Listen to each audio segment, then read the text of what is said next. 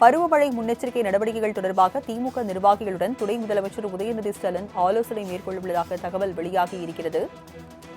சென்னை அண்ணா அறிவாலயத்தில் பருவமழை முன்னேற்பாடுகள் குறித்து துணை முதலமைச்சர் உதயநிதி ஸ்டாலின் தற்போது ஆலோசனை மேற்கொள்ளவுள்ளதாக தகவல் வெளியாகியிருக்கிறது. வடகிழக்கு பருவமழை தீவிரமடைந்துள்ள நிலையில் திமுகவினர் மேற்கொள்ள வேண்டிய நிவாரணப் பணிகள் குறித்தும் இந்த ஆலோசனைக் கூட்டத்தில் நடைபெறுவதாக தகவல் வெளியாகியிருக்கிறது. விவரங்களை செய்தியாளர் செலினா வழங்க கேட்கலாம். செலினா, துணை முதலமைச்சர் உதயநிதி ஸ்டாலின் மேற்கொள்ள இருக்கும் இந்த ஆலோசனை குறித்து பதிவு பண்ணுங்கள்.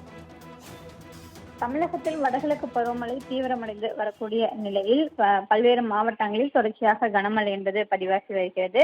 இந்த நிலையில் சென்னை அண்ணா அறிவாலயத்தில் துணை முதலமைச்சர் உதயநிதி ஸ்டாலின் முன்னிலையிலும் அதே போல திமுக முதன்மை செயலாளர் KN நேரு முன்னிலையிலும் ஆலோசனை கூட்டம் என்பது நடைபெற்று வருகிறது.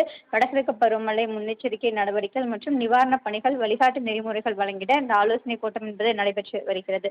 திமுகவினருக்கு வடகிழக்கு பருவமழையின் போது எந்தெந்த பணிகள் மேற்கொள்ள வேண்டும் என்பது தொடர்பாக ஆலோசனை வழங்குவதற்காக இந்த கூட்டம் என்பது நடைபெற்று வருகிறது. அதே போல பருவமழை அதிகரிக்கும் பொழுது பொதுமக்களுக்கு செய்ய வேண்டிய நிவாரண பணிகள் குறித்தும் அறிவுரை வழங்கப்பட இருப்பதாகவும் தெரிவிக்கப்பட்டிருக்கிறது. குறிப்பாக சென்னை, தாம்பரம், ஆவடி ஆகிய மாநகராட்சிகள் மற்றும் பூந்தமல்லி நகராட்சிக்கு உட்பட்ட மாவட்ட செயலாளர்கள், நாடாளுமன்ற சட்டமன்ற உறுப்பினர்கள், துணை மேயர், மேயர்கள், அதே போல கவுன்சிலர்கள், மாநகராட்சி நகர பகுதி வட்ட செயலாளர்கள் உள்ளிட்டோர்களும் இந்த ஆலோசனை கூட்டத்தில் பங்கேற்றிருக்கிறார்கள். உதயநிதி ஸ்டாலின் இவர்களுக்கு அறிவுரை வழங்க இருப்பதாகவும் தெரிவிக்கப்பட்டிருக்கிறது.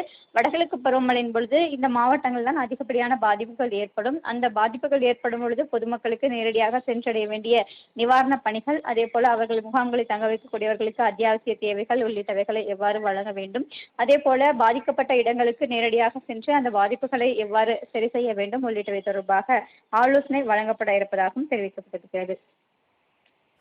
விவரங்களை வழங்கியதற்கு நன்றி செலினா.